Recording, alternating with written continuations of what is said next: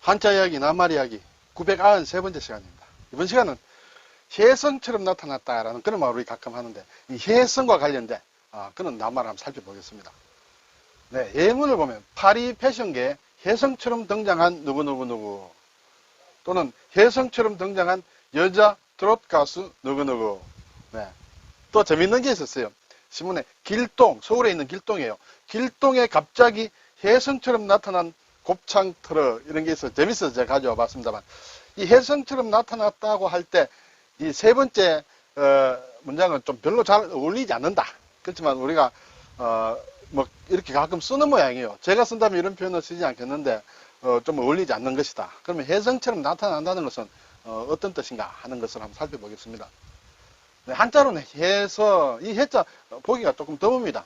비를 얘기합니다. 빗자루입니다. 그리고 살별이다, 별 이름이 나오는 것이다. 그래서 별을 붙여서 해성, 이렇게 되겠습니다. 네, 이 비를 보면 예쁠 봉자가 두 개 있다. 예쁠 봉이라는 것은 어떤 초목이 이렇게 우거진 모양이다. 말하자면 가지가 이렇게 쫙 나 있는 그런 모양이다. 이렇게 되겠습니다. 그래서 이것이 두 개 합쳐졌다. 네. 그리고 이것은 이제 개자라고 있습니다만은 손을 뜻하는 글자다. 이렇게 되기도 하고, 이것은 또 우자와 관련되고, 그렇죠. 손을 뜻하는 글자다. 그래서 손에 뭔가 이런 것을 잡고 있다는 것이에요. 손에. 이것이 뭐냐면 빗자루다. 빗자루 같은 것을 이렇게 잡고 있다. 글쎄요. 무슨 우리가 뭐 나무로 만든 쌀이비나 대나무로 만든 비나 뭐 이렇게 생각할 수 있겠죠. 그래서 빗자루다. 그리고 이제 별성자는 날일에 날생이다. 그렇죠. 바람이 생에서도 왔으리라 생각이 됩니다. 그래서 혜성이라는 것은 보면 좀 설명은 좀 복잡합니다만, 가스 상태에 빛나는 긴 꼬리를 끌고, 긴 꼬리라는 게 특징이 있는 것이에요. 그리고 태양을 초점으로 긴 타원이나 포물선에 가까운 궤도를 그리며 운행하는 천체다. 핵이 있고 코마가 있고 꼬리 부분으로 이루어져 있다. 이렇게 되어 있어요.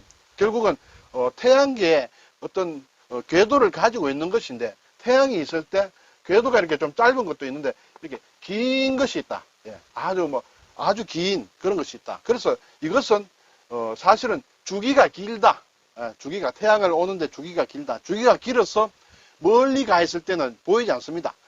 그러다가 태양에 가까운 곳에 왔을 때 갑자기 시야에 들어오는 것이죠. 네, 그래서 혜성이라는 것은 일반적으로 그래요. 특히 또 예문에는 이 혜성은 주기가 길어서 생애에 한번 볼까 말까 하다. 네, 이렇게 되겠습니다. 그래서 어떤 분야에서 갑자기 뛰어나게 드러나는 존재를 비유적으로 이루는 것이다.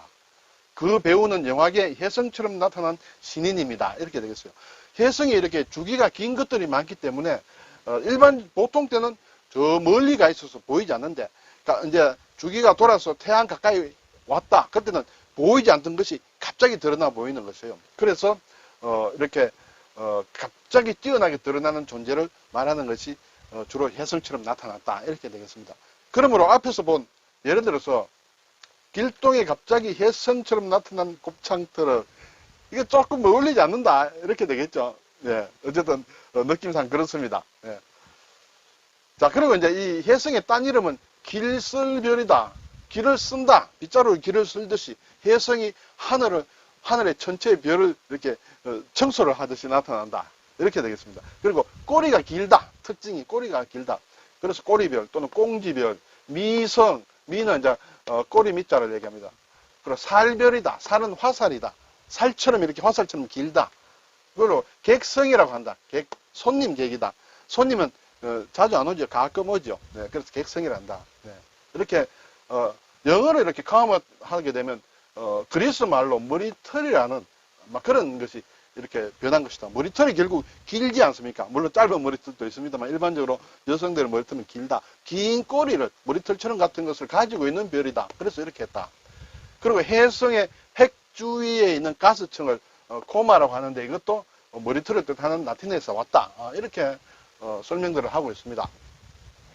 네, 이게 이제 혜성이 이런 모양이다.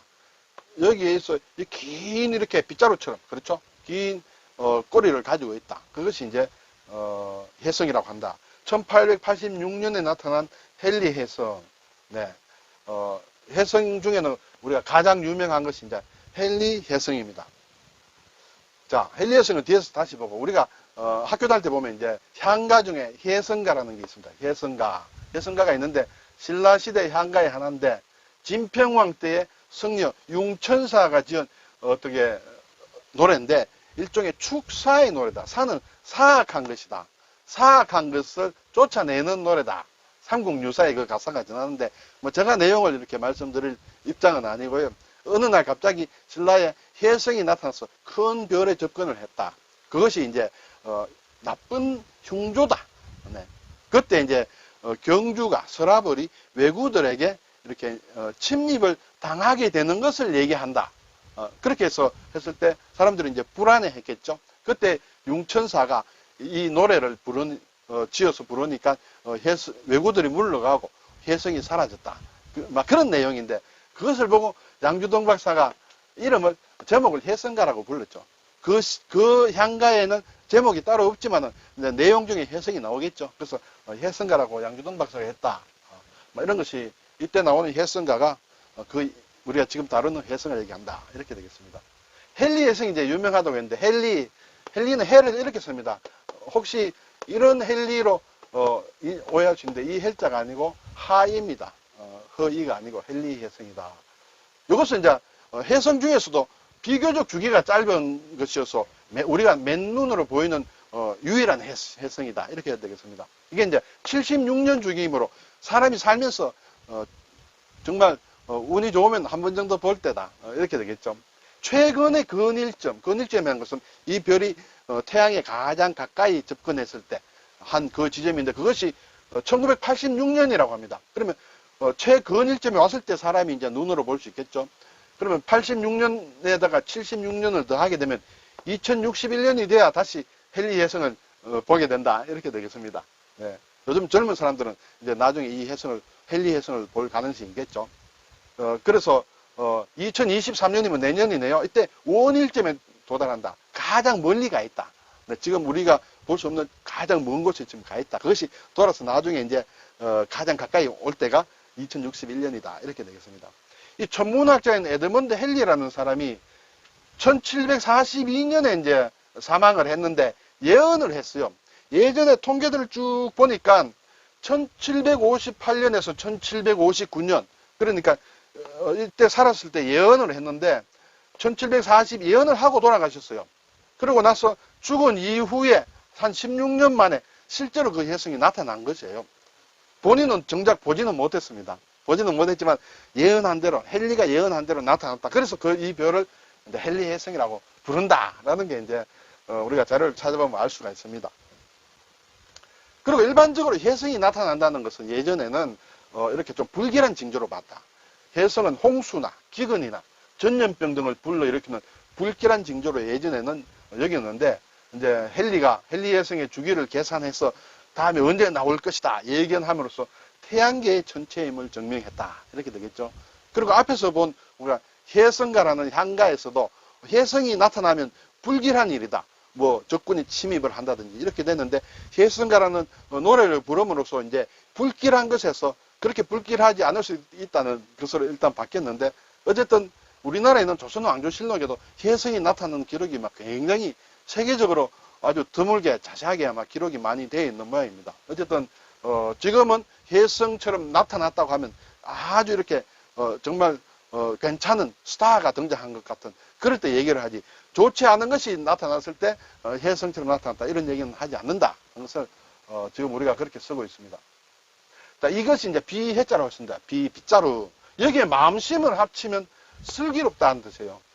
비에다가 마음을 합친 게 왜 슬기로우냐 여러 가지로 생각할 수 있습니다만 가장 간단하게 외울 수 있는 방법 이것이 정통 학설이라고는 볼 수 없겠습니다만 그렇게 주장하는 분들도 있으니까요. 마음을 빗자루로 이미 쓱 쓸어냈다. 마음에 있는 잡다한 것을 비로 다 깨끗이 청소한 마음이다. 그것이 슬기롭다는 것이에요. 해라는 슬기로울 해라는 것은. 그래서 지혜라고 하는 이미 청소가 다 된 마음이다. 그런 마음으로 봐야 뭔가 제대로 보이고 생각도 제대로 들고 그래서 불교라든지 기독교에서도 마찬가지입니다만 이 지혜라는 게 상당히 깨달음의 중요한 요소 중에 하나인데 이미 마음이 깨끗이 빗질이 되어 있는 청소된 것이다. 이렇게 생각하면 이해하기 쉬우리라 생각이 됩니다. 해안이라는 그런 말도 있죠. 해안이 있다. 사물을 밝게 보는 슬기로운 눈이다. 밝게 제대로 본다. 청소한 마음으로 보기 때문에 그렇다. 이렇게 되겠죠. 해초가 있습니다. 예. 신라의 성녀죠. 왕오천축 국전을 지은 해초도 이 해자를 쓴다. 이렇게 되겠습니다. 네, 오늘 해성이라는 것을 한번 살펴봤습니다. 아주 예전에는 이 해성이 나타나면 불길한 징조를 많이 얘기를 했는데 지금은 해성이 나타났다면 주로 표현상으로는 아주 좋은 스타크 이렇게 좋은 것이 나타났을 때 주로 쓴다. 나쁜 것이 나타났을 때 해성처럼 나타났다. 이렇게 얘기하지는 않습니다. 감사합니다.